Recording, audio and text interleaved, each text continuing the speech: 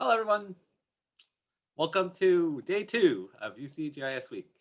This is the Mapping for Social Justice panel. The first presentation is going to be with the Hate Crime Map project. Afterwards, we followed up with the Metamap project.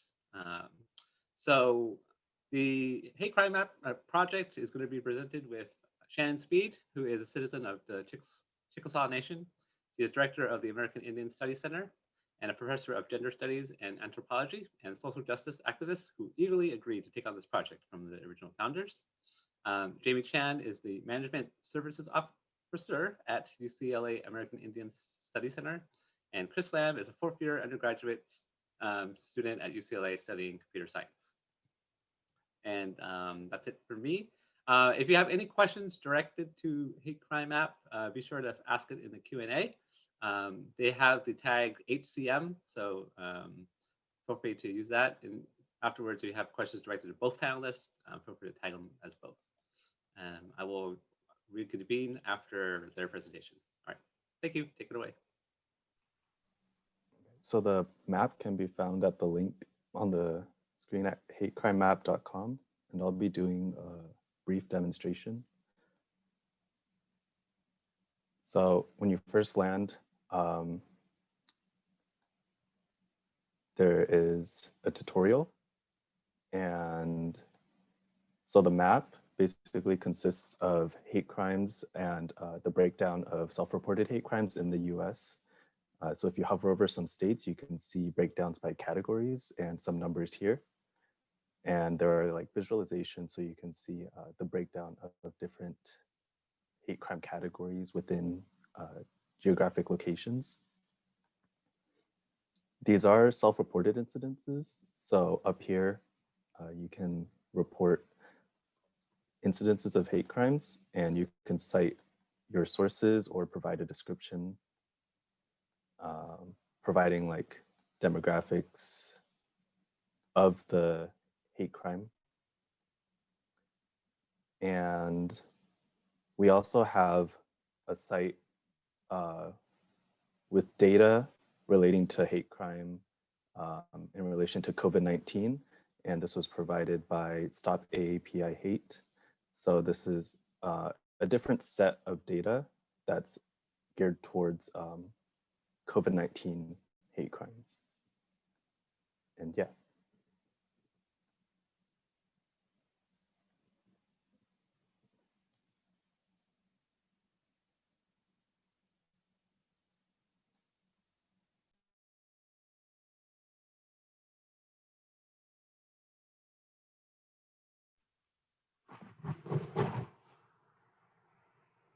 The hate crime map was created by 3 activists following the 2016 presidential election, when we saw a surge in incidents of harassment and violence motivated by hate. Hate is a powerful thing. No one wants to believe we live in a society that fosters hate, but unfortunately, for many people in our communities, hate is a part of their lives. Hateful speech from people who wield economic and political power, from individuals who share their physical spaces, from stranger violence in unexpected places, to hateful tweets and harm from online threats. This is a reality for many. Unfortunately, that initial spike in hate crimes we saw in 2016 has been sustained over the last 4 years. Here's an example of a report describing an attack based on racial discrimination. Hate Crime Map offers too many examples, but in our view, even one report is too many. This continued spike is a result of racial tensions stoked by rumors about the spread of COVID-19, social tensions on the topic of racial justice, and the misinformation spread in the run-up to the presidential campaign in 2020. The Hate Crime Map includes a separate map displaying hateful actions against people due to the COVID pandemic. Here's an example of an all too common attack by a woman who identifies as Asian American.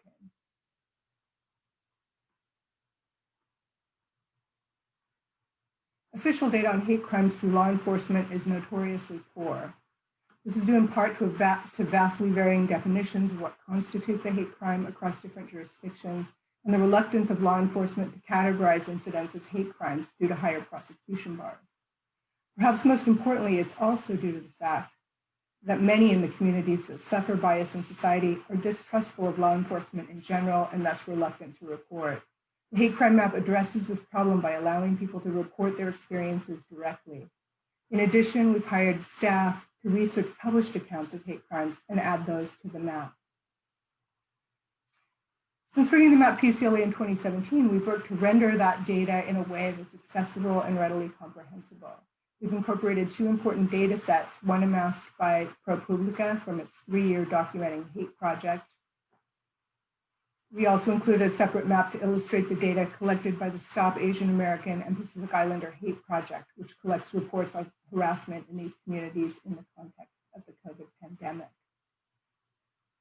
All of this can be viewed and researched in the map. I encourage you to explore the map and share it with vulnerable communities.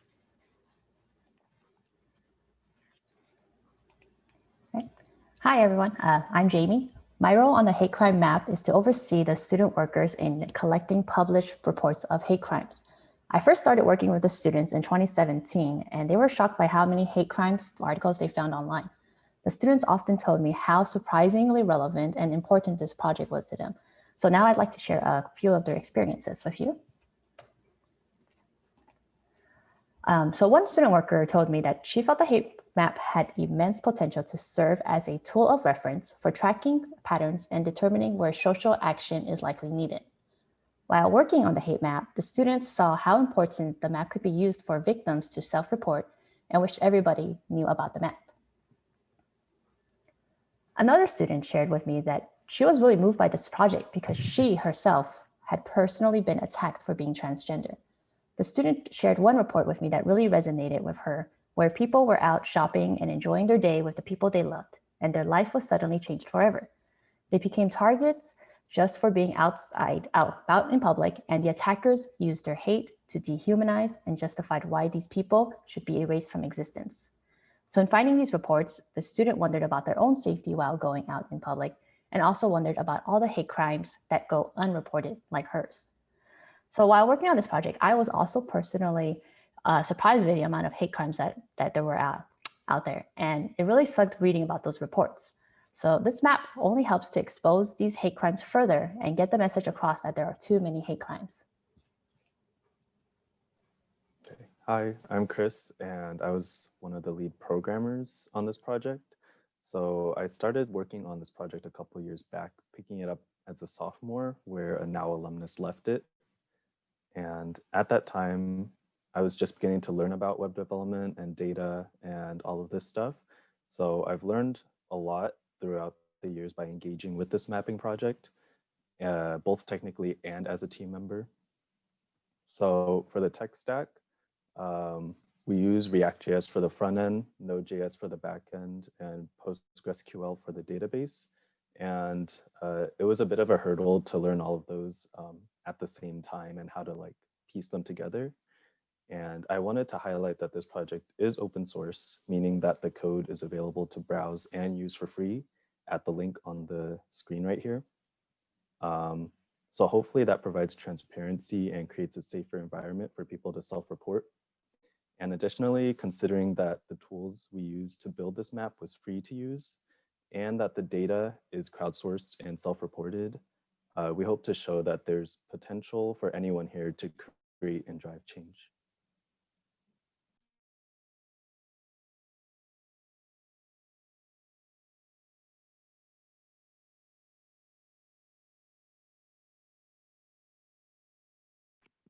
Sorry, I was having difficulty unmuting there.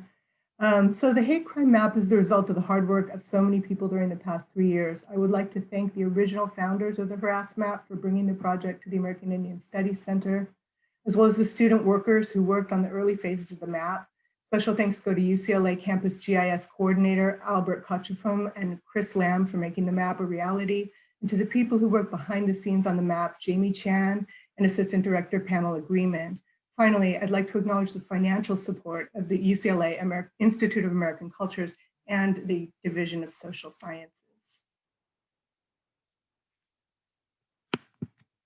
We hope the map will help raise awareness about hate crimes in America, and by raising awareness contribute to the elimination of hate crimes altogether? Thank you.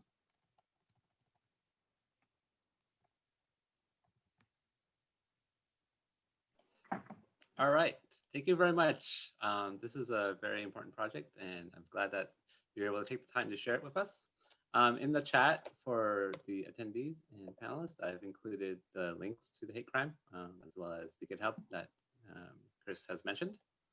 And so, like Daniel has mentioned in the chat as well, if you have any questions in the Q&A, feel free to put them in. We will answer it after the next presentation. So with the next panelists for the Metamap, I'd like to unmute their screens. And for the hate crime map, feel free to turn off your video. And basically, yeah, we'll turn it back on when the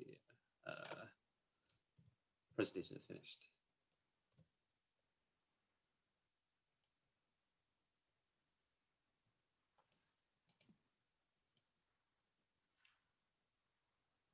Okay, so this is the Metamap project, and we have Sachi Cooper from UCLA, who is an undergraduate student studying geography, majoring in geography.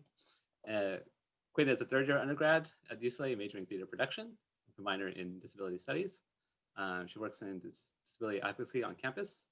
And we have Caroline Link, who is the UCLA Committee on Disability chair or person, as well as the Physical Spaces Subcommittee head at UCLA, as well as works at the Disability Computing Program, and also on the committee for the LA 2028.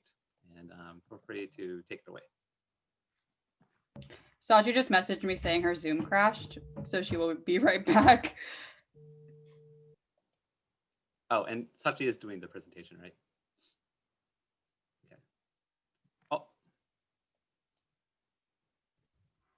I can go ahead and share my screen really quickly, and then we can wait for Sachi.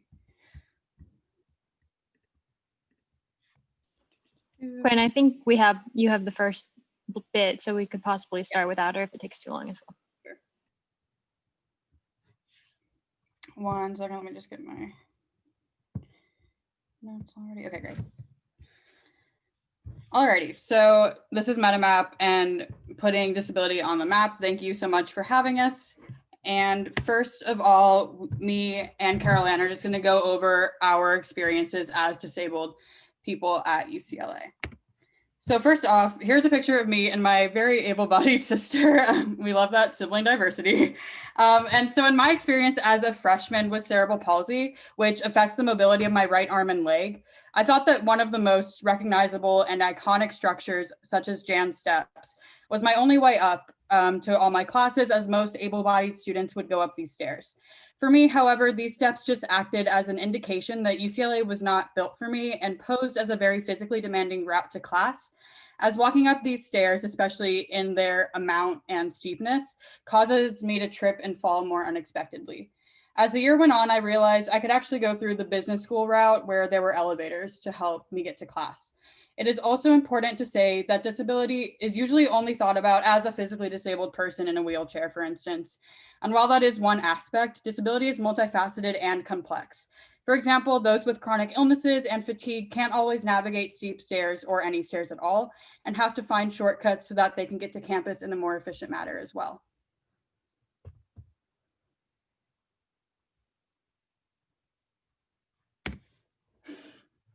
All right. Hi, as mentioned before, I'm Caroline, and I was born with a congenital mobility disability as well. But I put these two pictures side by side to say that these are both me every day. Not a good day and a bad day, not a before and after. They're me every day. I'm a self-described semi-ambulatory disabled person, and my wheelchair use is just dependent on the situation, my body, what's happening, what the task or event is, how far it is, etc. But when people see me walking around campus, able-bodied or supposedly able-bodied, ambulatory, they assume that I'm not disabled. I can get sniped at for being walking slow or for blocking a pathway and not doing something quick enough. And then on the other hand, when I'm pushing around campus in my wheelchair, people tend to think that I'm not able to walk and then make quips if I get out of the wheelchair to do something like, oh, you don't need that chair, or you're clearly not that disabled. And it's really strange to me to see how these assumptions that people make and how these inaccurate stereotypes are just continually perpetuated. So it reminds me how little the general public understand disability and disabled life.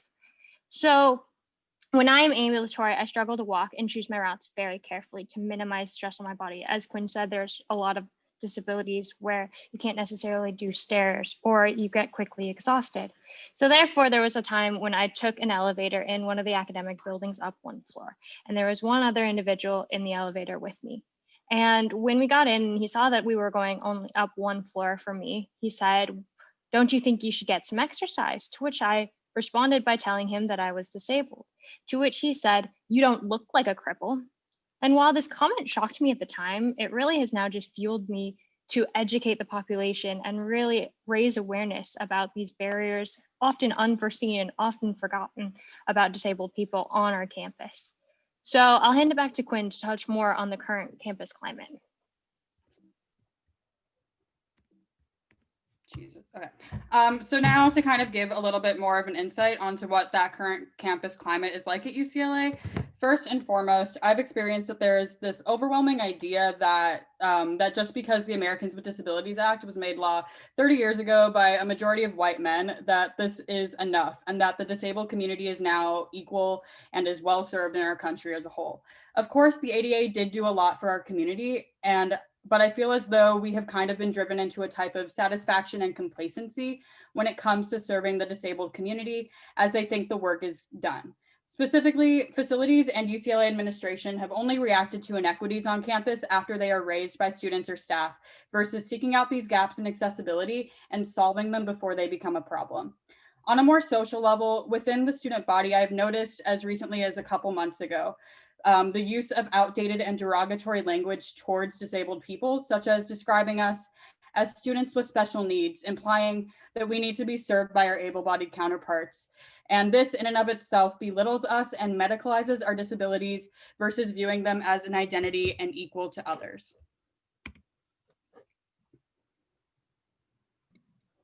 So our map is a collaboration between a variety of different campus entities. So on the top, we have the logos from the UCLA Disabled Students Union, of which Quinn is a co-founder and leader, as well as the Facilities Commission that both Quinn and I serve in, and I serve as the Facilities Commissioner. The Facilities Commission is one of 15 different student government offices, but the only one that explicitly supports students with disabilities. And of course, the Disabled Students Union represents and advocates by and for students with disabilities on campus. So our two kind of student advocacy projects were connected to the UCLA Committee on Disability, which both Quinn and Carol Ann sit on. And UCOD really helped us kind of find these broader connections to the entities that would help us make this change to the campus map. So Carol Ann works in the UCLA Disability and Computing Program Office, so the DCP, and she really helped us connect to UCLA Facilities Management, where we were able to actually make change to the campus map through those connections. So now we will briefly go over the content of the map and what we hope that the impact will be. So essentially, Metamap is a project that Sachi and I initiated last January to create an all-inclusive, accessible, interactive map that acknowledges these gaps in access at UCLA that me and Carol Ann have kind of touched on, and provides us information on accessible alternatives to the community while compiling data on these inequities to send to facilities management to resolve before they become a more pressing problem, and just generally start being proactive when approaching matters of access. Okay, so we are looking at our map in two kind of categories. The first category being assets, so stationary resources for the disabled population. So as you can see here, that's a mock-up of how we would like the asset map to be changed. And we can see that there's a lot of resources on here. We're very lucky to be at a campus where we are trying to disseminate this really useful information to students. So we're eagerly in a partnership with facilities management to help add a lot of accessibility and disability focused assets to this map. As you can see in the light blue at the bottom right, there's accessible bathrooms. And we will look to do this not just for bathrooms, but also other assets, including elevators, power entrances, and a lot of others. The second point is routes. On the current map, it's quite busy, and you can actually get turn-by-turn directions by car, foot, bus, and bike. So through Metamap, our goal is to have turn-by-turn directions for any disabled student to use for accessible routes. So it wouldn't take you upstairs, it wouldn't take you up slopes that were a higher than an accessible incline, etc. So in addition to these turn-by-turn directions, we are looking at many aspects of each of these chunks of route, including the ground slope, whether or not it's lit, whether or not there's tactile paving, and much, much more.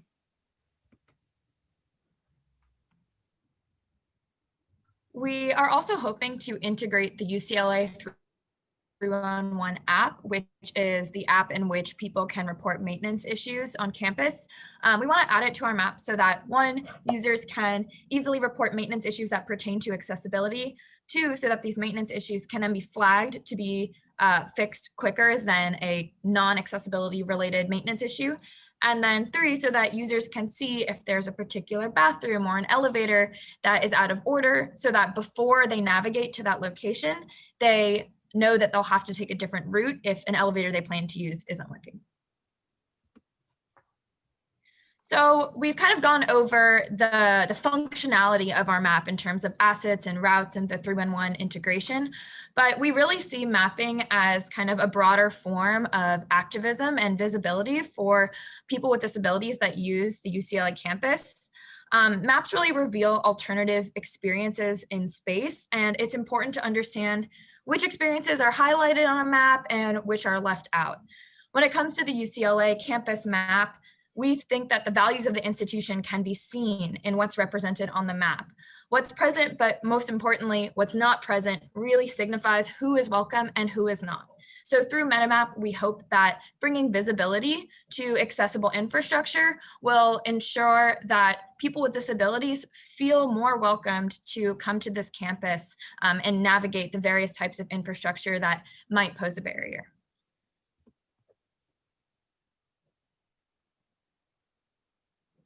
So for our desired impact for the map, first, we've kind of created the stronger partnership with facilities management, who really has a lot of say over the types of infrastructure on campus and how accessible it is. So as the facilities commissioner, I've really began, thanks to the partnerships we've created through this project, a much stronger relationship with facilities management, in which I have more access to further advocacy efforts to support students with disabilities. Beyond our internal advocacy on our UCLA campus, we're very excited that for LA 2028, UCLA and LA as a whole will be hosting our 3rd Olympics and our 1st Paralympic Games. So knowing this, that we will have 8,000 visitors for the Paralympic Games, including about 2,000 wheelchair using athletes, we are hoping that Metamap and all of our efforts will help in inventorying all of our stationary and route assets to help better prepare for the LA 2028 Games and show UCLA as a global leader in accessibility. So to kind of close this out, Metamap exemplifies the idea of viewing accessibility not from a compliance with the law or trying not to get sued attitude, but in a perspective that wants to serve the disabled community and taking that proactive step, as I said earlier, to include us rather than waiting for a problem to arise, thus making higher education accessible and equitable to us. Also, Metamap will include the intersectionality of disabled narratives, acknowledging the complexities of disability and the fact that anyone can become disabled at any time in their life. Completing Metamap would mean that UCLA would permanently have disability within their mapping interface. Through this, any disabled person affiliated with UCLA will have their experience included. Further, for able-bodied allies, having disability present on this map would raise awareness of differing levels of ability, thus creating a more inclusive culture overall. As far as larger activism goes, Metamap has come at a time where there are actually many other accompanying UC-wide advocacy efforts for disability. The November UC Regents meeting, for instance, which is actually taking place right now during this panel, has for the first time an agenda item regarding students with disabilities. I, as well as many of my fellow disabled students across the UC system, are using this platform to make public comment and raise the inequities concerning disability to UC Regents. Our purpose is to bring the disabled perspective to the forefront of social justice efforts, as in the past, disability has been very disregarded in past civil rights movements.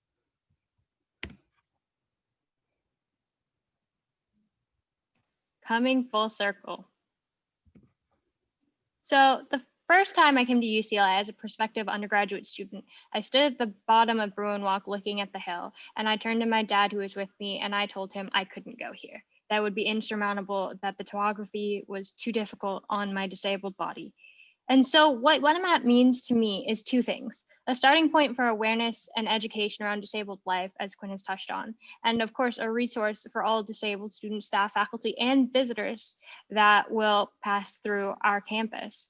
So in conclusion, I hope that all disabled people feel that UCLA is an accessible and inviting, not intimidating place for everything from a higher education to a Paralympics games.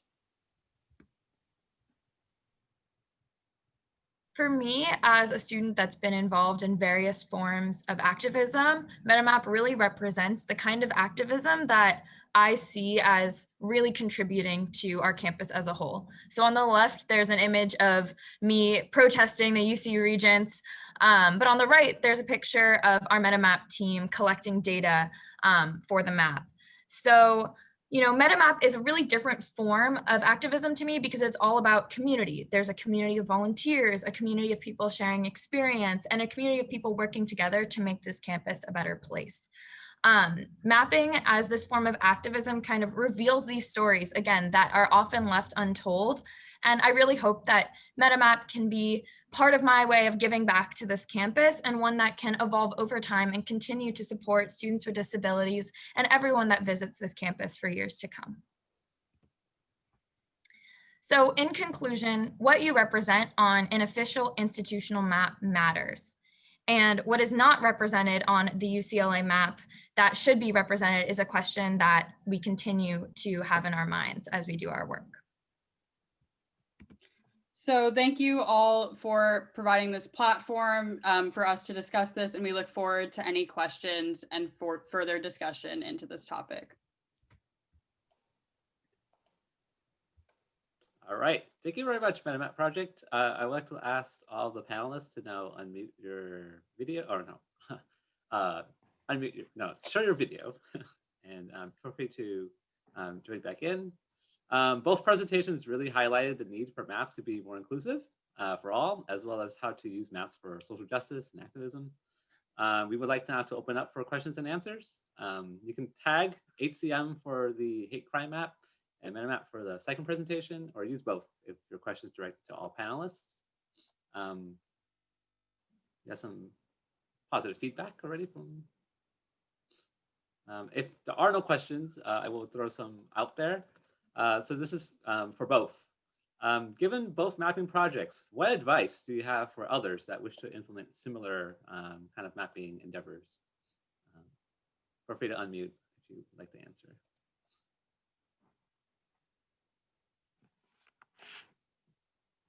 Don't be shy. I can answer. I think that, you know, Quinn and I started this idea as students, and we honestly didn't really know where to go. And I think when we first met with Caroline was like, oh, this is going to be like a big project. And Quinn and I are like, is this ever going to get done? But there are so many allies on campus, like Albert is one of them. David, who I think is here within facilities, is one of them. And there's really people that are so willing to go above and beyond to support your work. So I think that if you're passionate about an idea, there's people on this campus that will make it happen. Yeah, you should just do it. That's great advice. Anybody else on the hate crime side? Hate crime map? What advice do you have for people who are trying to implement a similar project or mapping endeavor? I would just second what Sachi just said. I mean, you know, if you want to do a map, it can seem daunting. It can seem like you're never going to get done with it. And so many things come up in the course of trying to develop it, but we do have allies across campus like Albert and Chris who work with us, and you can do it, and it's worth it. It's really important work. I think these maps matter. Awesome.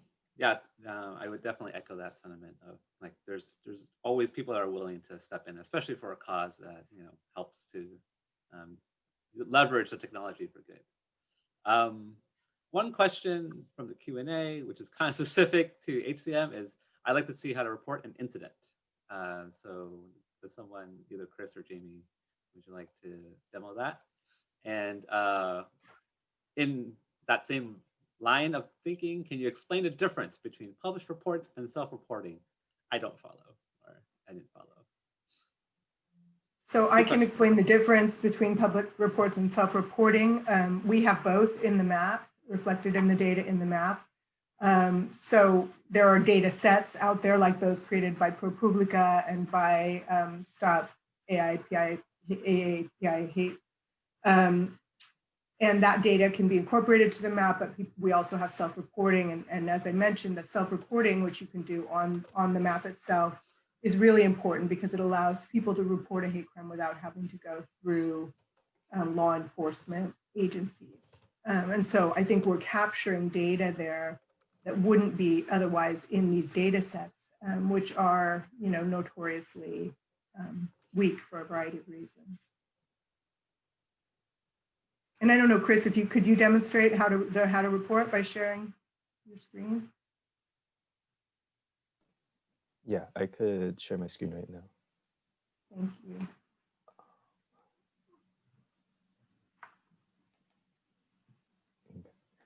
So over on this original hate crime map side, there is a report incident tab up in the upper right-hand corner. And it just asks a few questions. So the first one is location. And then the date of the harassment. So not the current date, but when it occurred. So whether that was very recent or in the past. The main reason of target, this is to disambiguate, like we collect statistics on the victim's demographics, but if there is a primary reason for why the hate crime was committed. So there are a few categories here that you can choose from, and then there are subcategories under these. And you can choose, or you can choose as many as you need to describe the demographic of the victim. And you can also type in your own if none of these fit, because for like the purposes of showing the graphs, we have some selected categories, but you can also type in your own. And then after that, you can either provide a link to a published source, and if we find that like this is from a published source, it would be categorized as published. And if there's only a description provided, then it would not be considered a published source. And then once you click finish, you should get a notification that it was submitted. Yeah.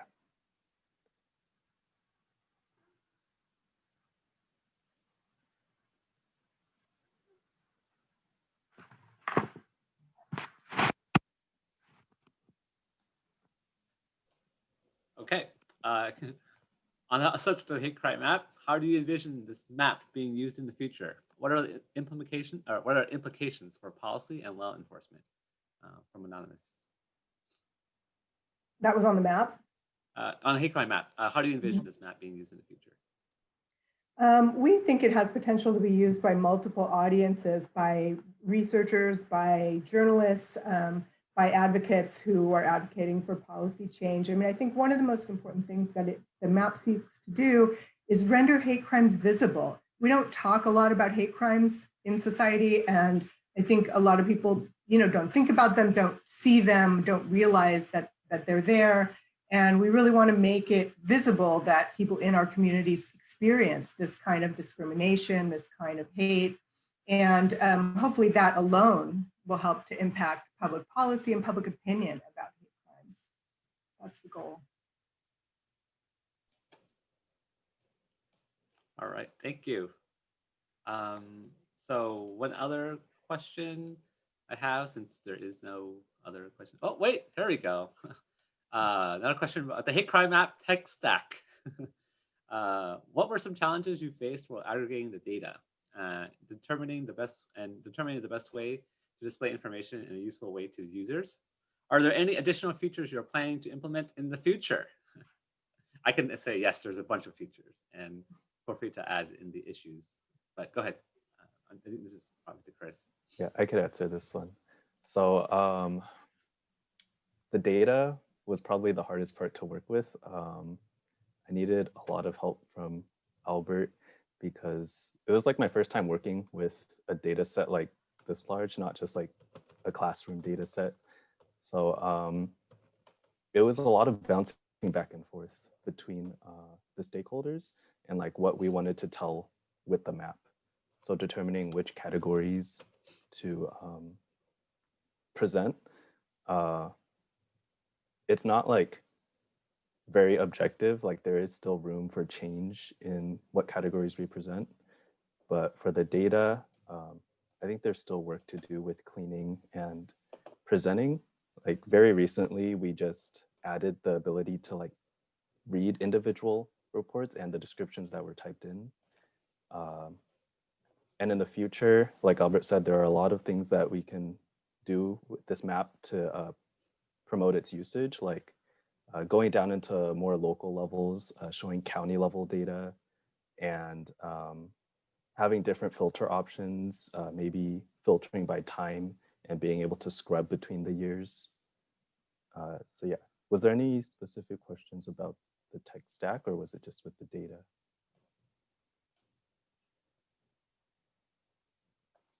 I think it was just about the data. I think Joy had her hand up for a while. Sorry, I didn't see that. Let me unmute her.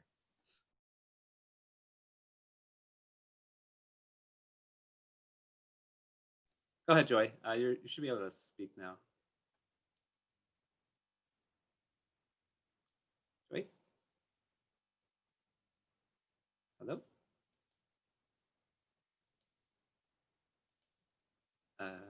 Okay, we'll move on.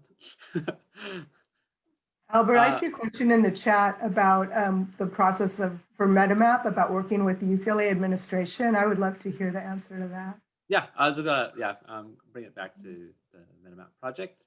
So yes, the question is, can you explain the process of working with the administration? Have they been resistant, cooperative? Oh, go ahead. I can kind of say I think there are a lot of I as a student appointment to the University Committee on Disability, which is what kind of connected me and Sachi to further administration.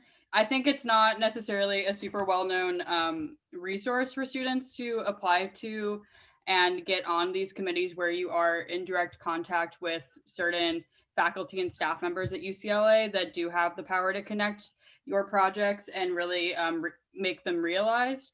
So I think that's a good way. And also surprisingly, I think like me and Sachi were very pleasantly surprised at the lack of resistance for this specific project. And I think in general, like when pitching your projects to administration as a student, having personal testimony is really important, because that is kind of what connects us all as humans, not to get deep, but like that's like, I feel like personal testimony from actual experience is very important, whether that be from you or from other groups. I think from the staff side, since I sit on the UCLA Committee on Disability, I think the long and short of it is the idea that you just have to know which connections to leverage, because of course there will be certain people who are not as on board, but we've definitely picked our allies strategically as we've navigated how to move forward. Okay, another question for the Metamap project. The Metamap is so cool. Thanks to Sachi, Carolyn, and Quinn for all the difficult and important work. Is the map live? How can we as allies support this project? So the map is not yet live for a variety of reasons. Our initial data collection was paused because of COVID, and then we had to kind of shift the way that we were collecting data completely to do it all virtually. So we're viewing routes virtually through satellite imagery. But how can you support? We'd love volunteers to help us collect data. There's a variety of different things we need to collect data for. Right now we're working on the routes, and it's a long process because you can see this map behind me. There's many routes that need to be fixed and checked. So we can maybe send our email so that we can connect afterward, but that would be amazing. There's also the Slack channel, so you can always join and reach out to the Metamap project. Wasn't there a Metamapathon idea, by the way?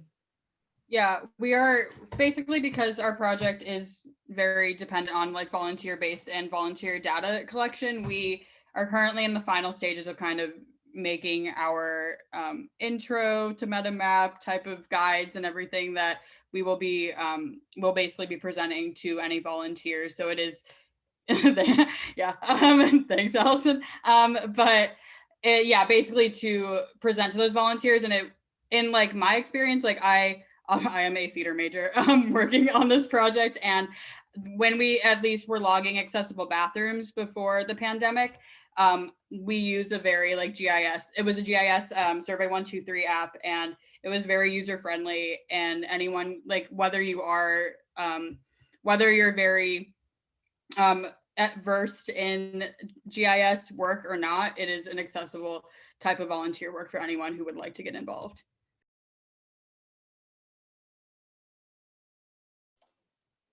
Awesome.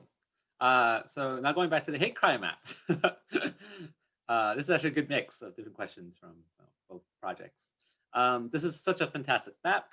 How do you plan to inform others about it and get them to use it? I think everyone should know about it. Emphasis on everyone.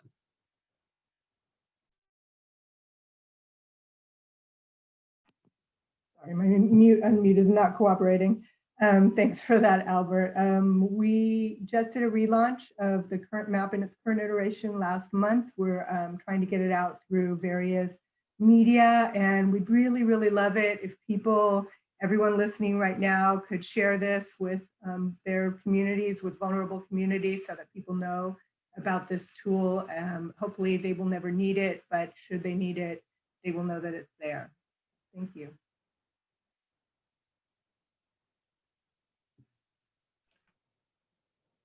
Okay.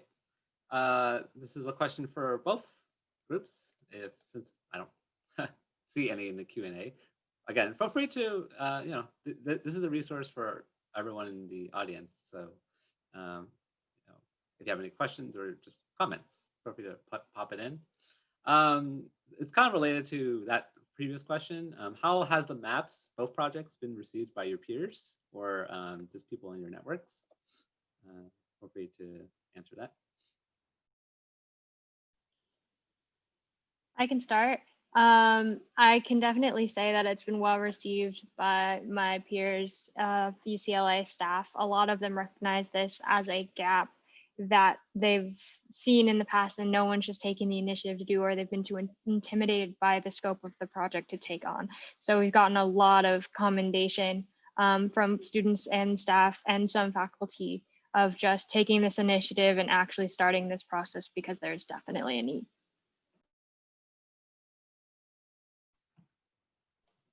We're also getting a lot of positive feedback on the hate map. I think people really recognize that there's a need for this. We know that the data is poor and that a lot of hate crimes simply go unreported or unrecorded. And yet we all sense that they're there, and having this, the ability to kind of visualize what's happening is really, really important to people in our communities. It's been great. Has social media been helpful, or news outlets or anything for both groups?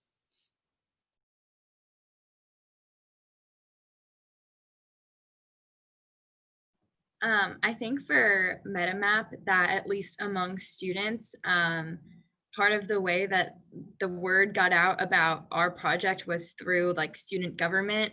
It was part of like a platform that I ran on, was like, oh, I want to complete this project Metamap. And through that, people were like, oh, where is this Metamap? Like, where can I see it? And it was like, well, we're getting there. But I think that through social media and through events geared towards like undergraduate students, the word has kind of spread through there. I also will add on and say, since the founding of the Disabled Student Union back in spring, at least at a UCLA level, the Daily Bruin newspaper has taken notice of our organization, so they know that like we exist now, I guess, and we've been contacted a lot for like various certain articles. So people like, I feel like the broader UCLA network is becoming more aware of disabled students in general. So I think there is just that broader kind of awareness. And then between like me and Sachi, we have those contacts with Daily Bruin. So when we feel is like the right time for Metamap to be like announced through the Daily Bruin, through an article, like we definitely have those avenues established. So we're looking forward to that and seeing what the reach would be. Yeah, we had a Daily Bruin article on the map last week, which was great. And we've had a lot of actually traditional media attention, did interviews for public radio, and doing one with LA Times later this week. And several mainstream kind of media articles have come out. And I think that's terrific. I suspect it's getting to more people, honestly, through social media, because that's just how we receive our information these days. So yeah, I think all of that has been really helpful. Radio, print media, social media, all of it has been really useful in terms of getting this out broadly. And social media is the most important way for younger people, but for some older people, it's not, right? So it's great for us to have had the opportunity to get it into some print media and more traditional media forms. And UCLA has been very supportive on this front in terms of helping us with media relations and contacts. I guess for those who are just also getting started, is there any way kind of to build that rapport with reporters, or to get that? Because I think with the Metamap project, there's some connections with the Daily Bruin, with the LA Times. Is it just random reaching out, or how's that process?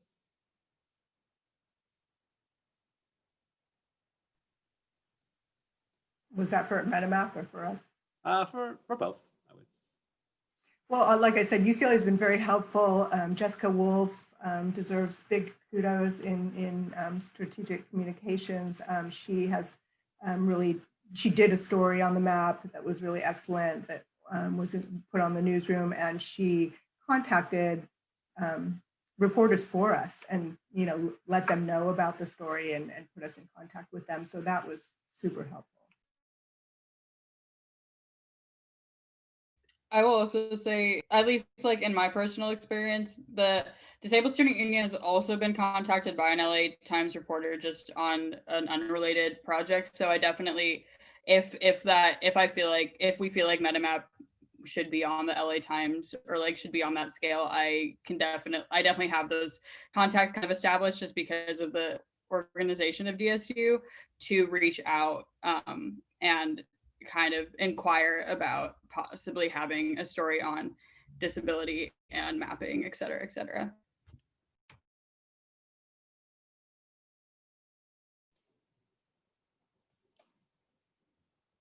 Awesome. So yeah, I still don't see any other questions. Oh, there we go. Oh, that's from Pamela.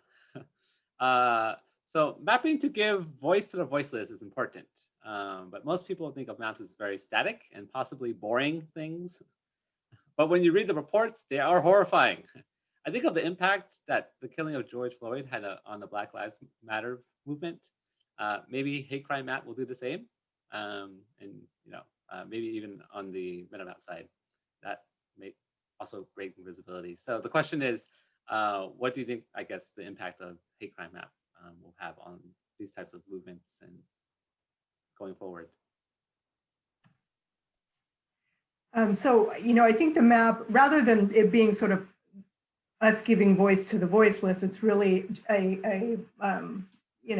medium through which people can speak and tell their story. I think people who have been victims of hate crimes want what's happened to them to be known, but they don't necessarily want it to be known by going and reporting it at a police station, right? So I think that can have a really important effect. In terms of kind of a George Floyd effect, I mean, it's possible. I think people are very impacted by the powerful stories that people tell in the map. And I hope that it has that kind of social impact by kind of raising awareness of this form of social injustice and motivating people to, work to try to eliminate it. On the Metamap side, do you also foresee any kind of like large scale impact, or is it more of kind of making that change through the institution? Oh, Caroline, did you want to go? Go ahead, Sachi. I'll tack on if I have something different. Yeah, I actually saw someone in the chat earlier mention how like maybe Metamap will have an impact outside of just UCLA. And as I mentioned, it's not just functional. I think it's bringing awareness to the fact that infrastructure is inaccessible, and specifically UCLA was not built for people with disabilities, like point blank. And so bringing that awareness to the campus level has already kind of caught the attention of other institutions that feel like maybe they should be taking a more proactive stance. So we've started to work with the Northwestwood Neighborhood Council on looking at sidewalks and looking at other infrastructure in the broader kind of UCLA community, in the neighborhood outside of UCLA, that also poses barriers to accessibility. So even though our map is like specific and functional in one location, I think the idea of being proactive and representing accessibility on a map has already and hopefully will continue to spread to other institutions. Just to add to that, yeah, I would definitely say it's got huge potential. As I touched on a little bit in our presentation, unfortunately, I had to gloss over it because of our time constraints, but LA 2028 will be a huge opportunity to get accessibility more just put on that global platform, because a lot of people don't even know that Paralympics exist in parallel with the Olympics every 4 years for summer and every 4 years for winter, and how huge the scope is and the just phenomenal athletes that compete in this. And I think if these concepts get translated over to those efforts, it'll just show how much we can do to make those lives better and to bring awareness, not just to mapping, but also how it can be used to better other aspects of minority life. All right, thank you.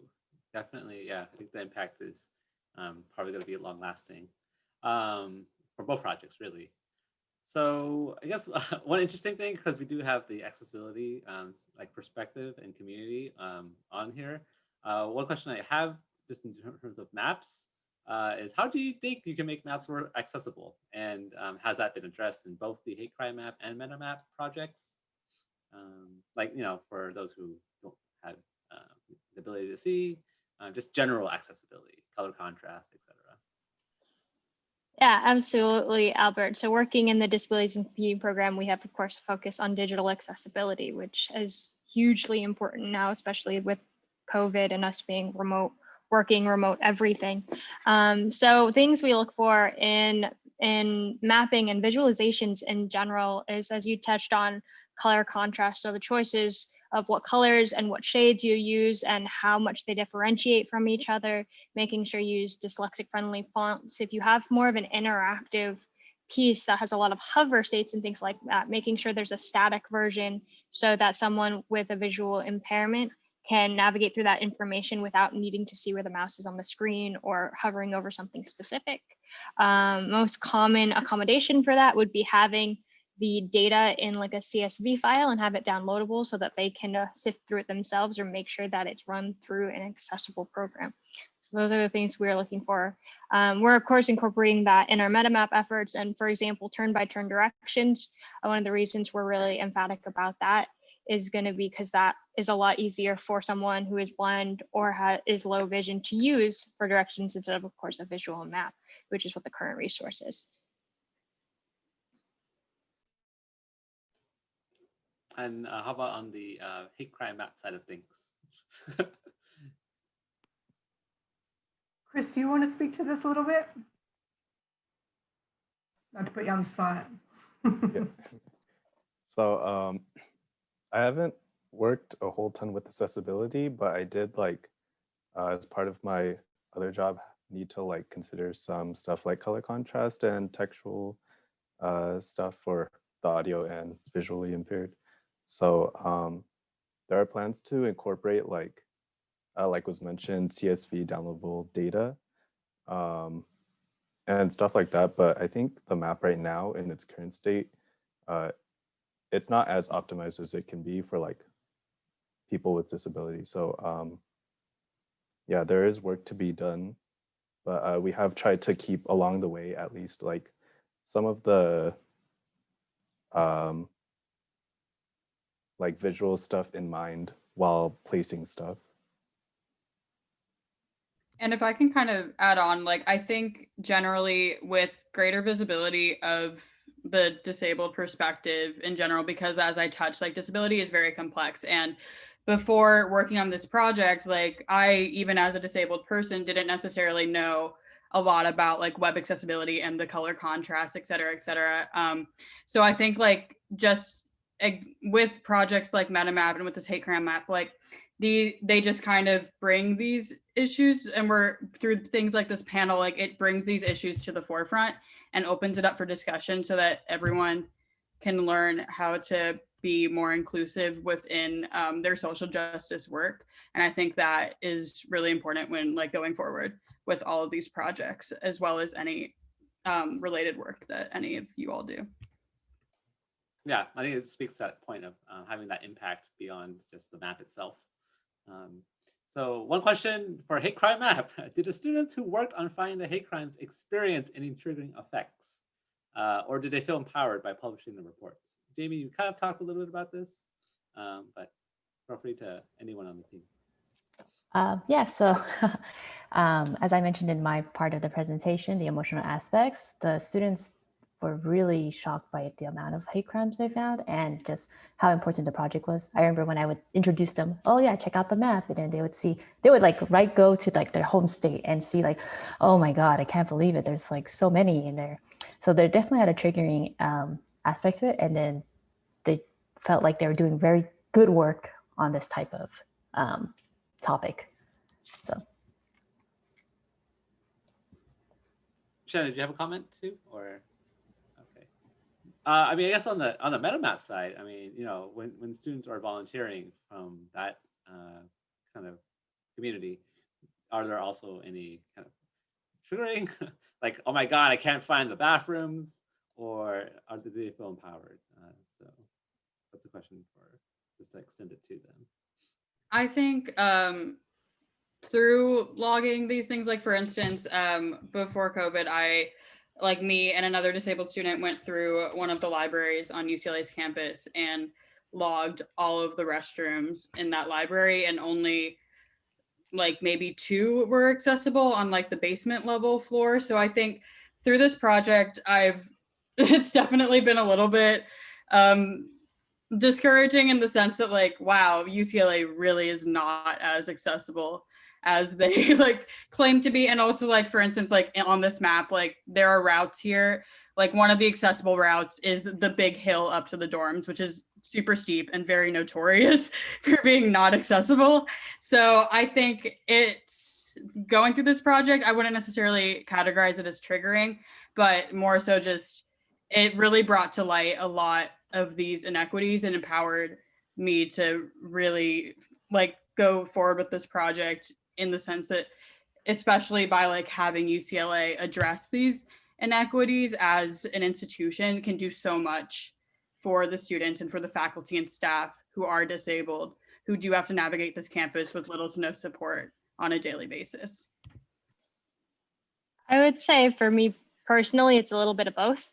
I know that definitely when I was going through bathrooms, there was an instance when I went into one to check it and I actually got stuck in it because it had one of those double door situations, and I got stuck in between the doors, and my boss actually had to come save me, and he and I laughed about it afterwards. But there was a moment in there where I was like not sure he could hear me yelling through the door, and then I was stuck in this situation, which was very odd. And then sometimes I relive, as I told during our presentation, those memories about like that guy's quip in the elevator and things like that, and think about these instances that definitely hurt me while I was still navigating my own disabled identity. So while they do sting, like as Quinn said, the idea of documenting them and knowing that this information is going to be put to such good use is really empowering as well. Awesome. I just want to say, Carol Ann, that that's exactly the kind of incident you could report on the hate crimes now. Absolutely. There is a toggle, you can check disability, right, on the hate crime map. So, okay. I do want to thank you again, everyone, both the hate crime map and the Metamap team, for taking the time out to share with us the projects, and everybody here too. Thank you so much for coming and tuning in to learn about both projects that really, by you being here, increase the visibility of the projects. So again, if you have any questions, feel free to put it in the Slack, and we can have both teams look at it in their free time to have some. And I just want to call attention to the fact that this recording will be available afterwards. And now for the Map Hour lunches, starting at 12:15 to 12:45, or sorry, 12:10 to 12:45. Feel free to check out the chat. There's one on COVID-19. So if you want to talk about mapping COVID-19 or the impacts of maps with COVID-19, that's in the chat. And there's also one on remote sensing, which is kind of like using satellite imagery. So kind of like technical. If those don't float your boat, feel free to join my Mappy Lunch Hour. And that's just a lunch general discussion. Networking. So these are, again, events where you can just join in and have a little chat with the people that are here. So, all right. Without further ado, thank you, everybody, again. And look forward to seeing everybody else throughout the rest of the UC GIS week. Thank you. Thanks, Albert. Thanks, everyone. Thanks, everybody. Thank you. Great to be with you. Bye-bye. Bye. Thank you.